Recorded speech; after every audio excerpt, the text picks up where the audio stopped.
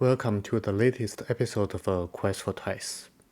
Today is April 4th. I'm going to talk about the Russian invasion of Ukraine and its impact on the economy and my portfolio.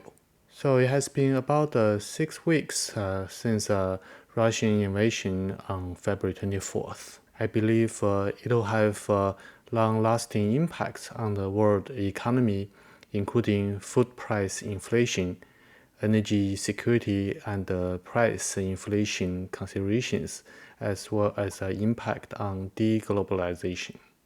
So I'm going to break them down one by one. So about food.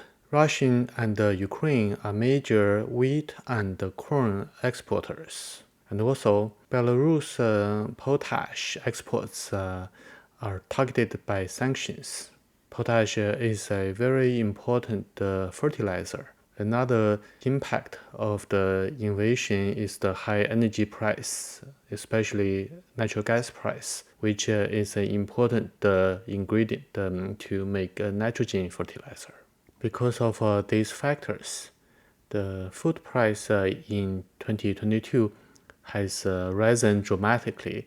This chart shows the corn price in the last 3 years. So we can see that there was a dramatic rise and fall in the summer of 2021. After the Russian invasion, the corn price also reached a historically high level. I believe these impacts are long-lasting because planting season was missed. So the next spring planting season will be 1 year later, and who knows what's going to happen then. And also, sanctions are hard to reverse. Even Russian pull out of Ukraine doesn't mean the private companies will start to buy Russian goods. That's why the Russian sanctions likely will have a lingering effect from the private sectors. So related to my portfolio, ingredient has its raw material coming mostly from corn. With the corn price inflation in this year, but its contracts were mostly negotiated at the end of 2021.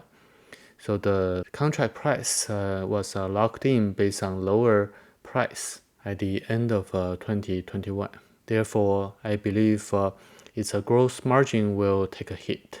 As a result, I sold most of my ingredient shares between $89 and $87 in last week. Another long-lasting trend I believe will emerge is the energy security and the inflation considerations. Europe has realized that energy security is more important and a pressing issue than climate change concerns. So what I believe will happen is LNG will replace all or part of Russian gas in the midterm, let's say in the next 2 to 7 years.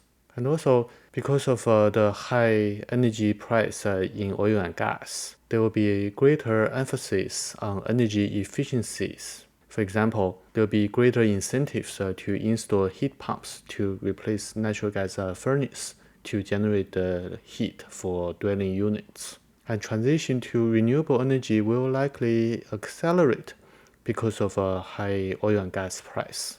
And the inflation will likely persist because I believe the long-lasting high inflation in food, energy, and disruption to supply chain will spill over to wages. Currently, workers have pricing power because of a labor shortage. So they can ask for higher wage increase, and it'd be difficult for their employers to refuse. As a result, the wage likely will drive inflation and keep it high in the near future. The third trend I believe will persist is deglobalization. So that trend started by President Trump and emphasized during the pandemic will likely accelerate. So during the pandemic, there was a lot of disruptions to the supply chain and exposed the fragile nature of the supply chain. So likely the response would be moving and rearrange some of the supply chain to nearshore or to increase the robustness of the supply chain. So that will require capital investment in equipment and plants and so on and so forth. Related to my portfolio, I think Amazon Electronics will likely benefit from these several trends. 64% of Amazon's 2021 sales were from automation solutions. So if wage inflation takes off, then the business will have an incentive to employ more automation solutions to reduce labor cost. And also, the deglobalization will require more capital investment. Also means a higher degree of automation in the new equipment.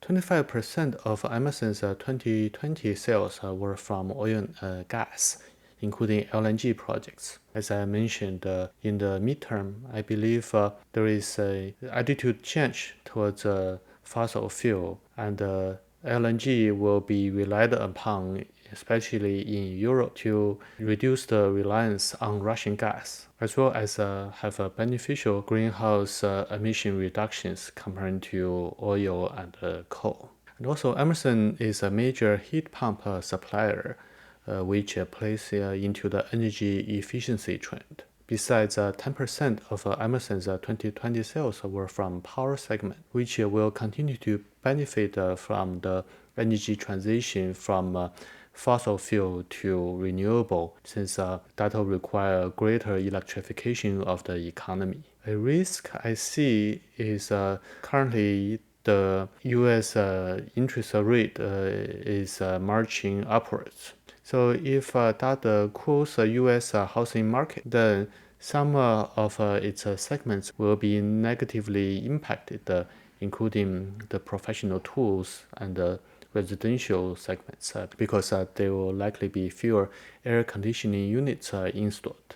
But comparing to most of its business, I think the negative impact will be small. Currently, its enterprise value over EBITDA and the PE ratios are slightly below the 5-year average at about $98 per share. So I think there is more upside than downside from owning Emerson stock.